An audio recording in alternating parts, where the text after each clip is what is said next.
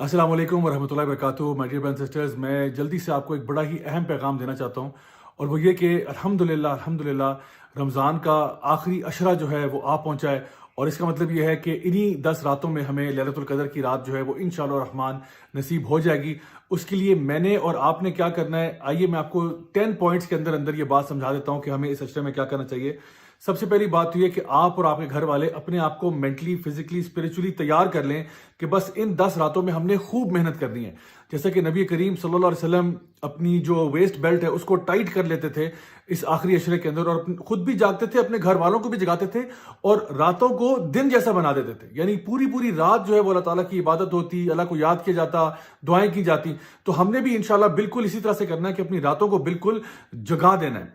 इसके अलावा ये कि ये जो आखिरी 10 रातें हैं, इनकी 10 की 10 पे हमें इबादत करनी चाहिए। वैसे तो लैलतुल क़द्र की रात जो है वो ताक रातों में से एक रात होती है, यानी कि 21 को आएगी या 23 को या 25 को या 27 को या 29 को। लेकिन मैं 10 की 10 इसलिए कह रहा हूँ क्योंकि अक्सर औकात हमारा वो डेट के मामले में भी इख्तिलाफ हो जाता है। कोई कहता है जी इस मुल्क के मुताबिक हम चल रहे हैं, इस मुल्क के मुताबिक चल रहे हैं, तो वो सारी बहस ही खत्म हो जाती है। वैसे भी आपको मालूम होगा कि जो लोग इत्तिकाफ बैठते हैं, अल्हम्दुलिल्लाह वो अगर 10 रातों के लिए वहां बैठे हैं तो इंशाल्लाह उनको तो लैलतुल क़द्र की रात मिल ही जाती है। अब ये लैलतुल क़द्र की रात इतनी अहम क्यों है? अल्लाह सुब्हानहू तआला फरमाते हैं लैलतुल क़द्री खैरुम मिन अल्फ़ि शहर। ये ऐसी रात है जो 1000 महीने से बेहतर है, यानी 1000 महीने के बराबर नहीं है, 1000 महीने से बेहतर है, यानी तकरीबन 83 ईयर्स की वर्शिप से ज्यादा बेहतर है। तो इस रात में जो भी आप इबादत का काम करेंगे, चाहे वो जिक्र हो, तिलावत हो, सदका खैरात हो, कुछ भी हो, आपके लिए वो ऐसे लिखा जाएगा जैसे आपने एक पूरी जिंदगी 83 ईयर से जायद का अर्सा उसी इबादत को करने में गुजार दिया। सो आखिर क्यों हम फिर इस टाइम को जाया करेंगे? हमें चाहिए कि इसका मैक्सिमम फायदा उठाया जाए। अच्छा, अब ये बात कि कुछ ऐसे काम जो कि हम कर सकते हैं कि हमें पूरी रात की इबादत का अजर मिल जाए। उसके लिए एक हदीस नबी करीम सल्लल्लाहु अलैहि वसल्लम की, जहां पे आपने फरमाया कि जो शख्स भी इशा की नमाज जमात के साथ पढ़ता है उसके लिए आधी रात की इबादत लिखी जाती है। फिर एक और हदीस में फरमाया कि जब वो फजर की नमाज जमात के साथ पढ़ता है तो उसके लिए बाकी की रात जो है वो भी इबादत में लिखी जाती है। तो सिर्फ अगर आप इशा और फजर जमात के साथ पढ़ लें, अल्हम्दुलिल्लाह आपको पूरी रात की इबादत का अजर मिल जाएगा।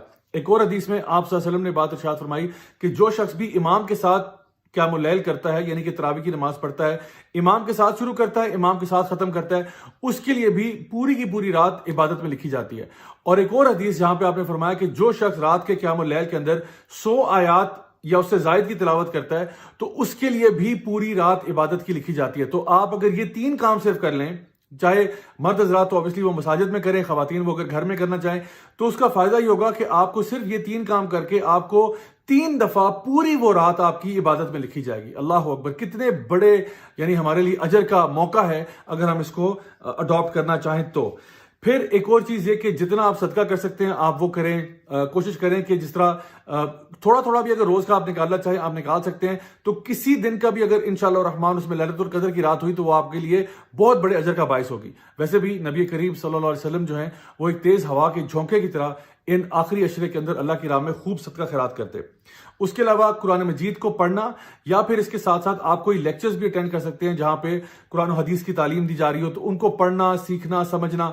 इसके अलावा एक और चीज जो आप कर सकते हैं वो ये है कि बुक्स का पढ़ना, चाहे वो तफसीर की बुक्स हो या हदीस की बुक्स हो या कोई भी ऐसी बुक्स जो कि आपको आपके ईमान में इजाफा करती हैं, और फिर इसी नॉलेज को दूसरों तक पहुंचाना, किसी ना किसी फॉर्म ऑफ दावा के अंदर एंगेज करना, लोगों तक इस खैर की बात को पहुंचाना, ये भी एक बहुत ही जबरदस्त नेक काम है जो आप कर सकते हैं।